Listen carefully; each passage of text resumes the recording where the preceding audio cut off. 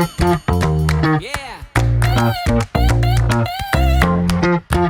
Oh yeah. Yeah.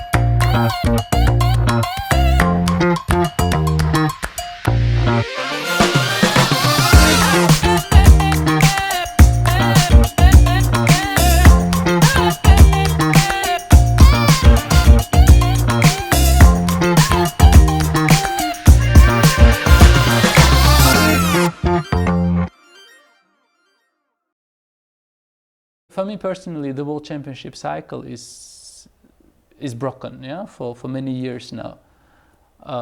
Ever since Magnus stopped playing them, and the manner in which he sort of quit the cycle, Yeah. I think was, I mean, nothing personal. I think it was deeply unfair, the manner in which he did this. First waiting for the outcome of the candidates tournament and then quitting. Yeah. Sort of the written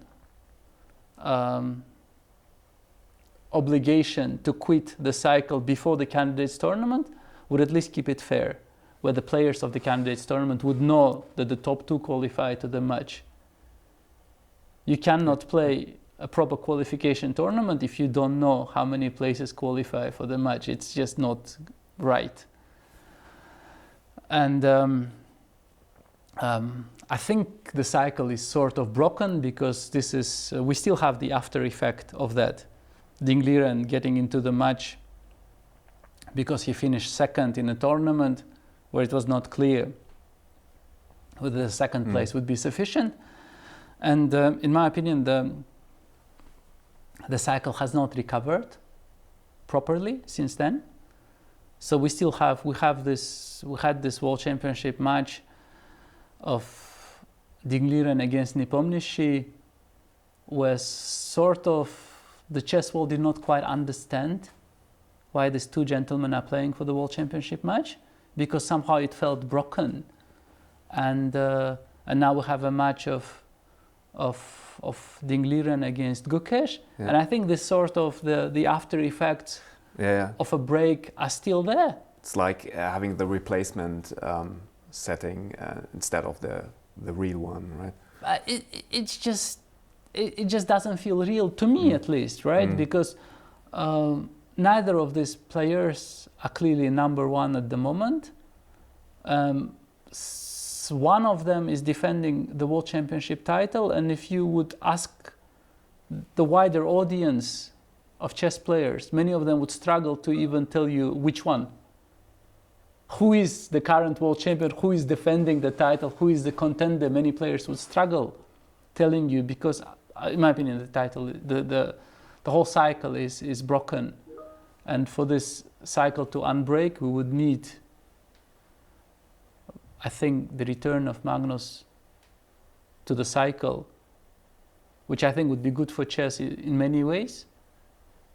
And then we would need him to qualify through the candidates and to play the World Championship and to maybe win it or not win it. But either way, when you do not have the number one rated player in the cycle, something breaks. Do you think he will return? Would you bet? I mean, if I had to bet, I'm not a betting person really, but if I had to bet, I would say probably no, because people don't like to admit they were wrong in general. And Magnus, I think, was just wrong, not just for the effect his decision and the kind of decision he made had on the chess world or on the cycle, but also for himself personally. I think it didn't do him good. I have a feeling. I mean, I don't know him well. But if you look historically, once people refuse to play the World Championship match, once people get out of the cycle, people sort of have their own reasons. Of course, he had his own reasons, I'm sure, but he doesn't usually do them well. He only can lose, right? Or he can maintain his status, but there's nothing more to reach. Well, there's nothing more to reach, but let's remember that if we're being honest, when he quit the World Championship cycle, he sort of made this large announcement, right? I'll be concentrating on my chess, rather than on the title, on the quality of my moves, and I will reach 2900 and will keep it. You remember this, right? And none of this came to pass. He didn't even make an honest attempt at this. So instead of going to 2900, he stopped playing classical chess. Basically, his rating went down to 2830. Of course, he's basically one of the two people in the history of chess of whom you can say his rating went down to 2830. But his height was 2889.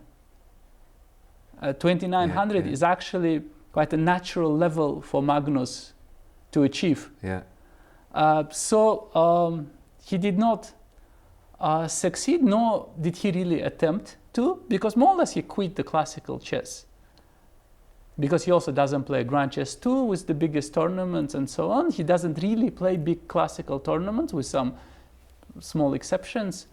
So he sort of, his decision, I think didn't do him good, at least didn't do his classical chess good. And he also did not really fulfill his promise to the chess world of, you know, concentrating on classical chess, reaching 29. He did exactly the opposite. He concentrated on online bullet events and so forth, which is okay, which is fine. It's 21st century, to each his own. But I think it's a bit of a sort of bit of a shame for classical chess and for what happened to the World Championship cycle, and to the fact that, okay, now we have a World Championship match which which arouses an interest of sorts in the chess world, but not really, I think. I mean, I think Gukesh is a remarkable chess talent, and having him in a World Championship match is a big thing, but he should really be playing Magnus.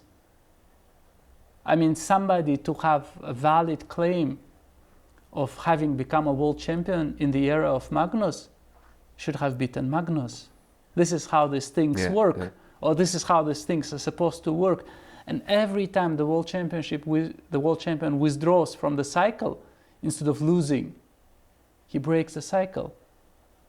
And okay, Kasparov did a similar thing 20 years ago, as I found out on my own, basically in my own experience.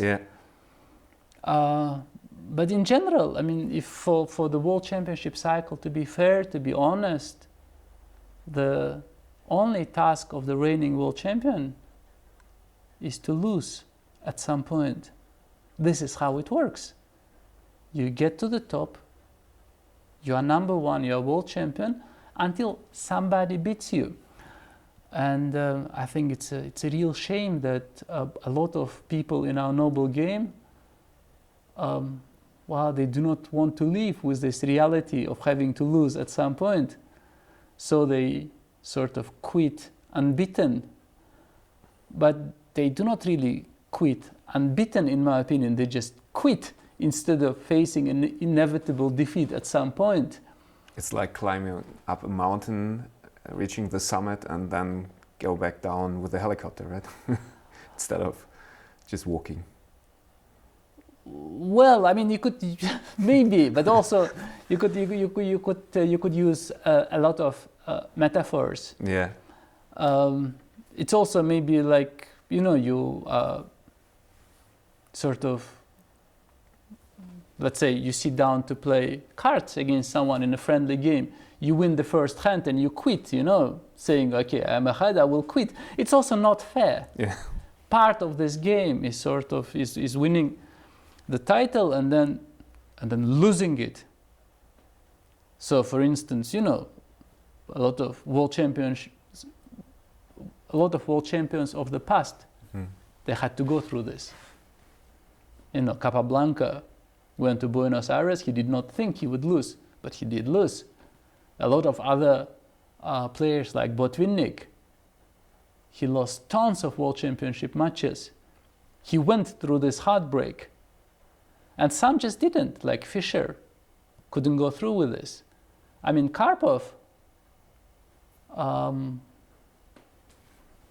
he lost so many world championship matches. against Kasparov, and yet he always found the energy to sort of get up and lose another one, you know? So some people, they can live with the possibility of losing a world championship match, and some unfortunately sort of quit, like Kasparov and Carlsen, and they invariably break the cycle. Kasparov broke the cycle more than once, breaking the natural sort of history, and then at some point we miraculously rebuilt the cycle. Magnus Carlsen won his matches, he won the candidates, he was number one, and finally we had it. We had a well-functioning system in the world of chess, where we had the clear number one. He was a world champion, he was number one by rating, he was playing the world championship matches. The cycle worked. We had the candidates, we had the contenders, we had Anand, we had Karakin, we had Caruana winning the candidates, and then coming close in those matches, but not managing. And then at some point, okay, after Magnus quits, and boom, just everything broke down, I think. Maybe he has to go to the restroom and see whether he has meet some special person, which brings him back to the board officially. The thing is that now to do this now would be actually great. I mean, if he now found the courage to qualify for the candidates tournament, to win the candidates tournament, to qualify for the World Championship cycle match that he refused to play, and then win it. I mean, this is the great comeback story, which I don't think we will experience, but okay, who knows, yeah? But this would be great. This would actually restore the cycle. For many reasons, also some of my personal reasons, which I will not go deeply into, I actually do think we need Magnus in the chess world.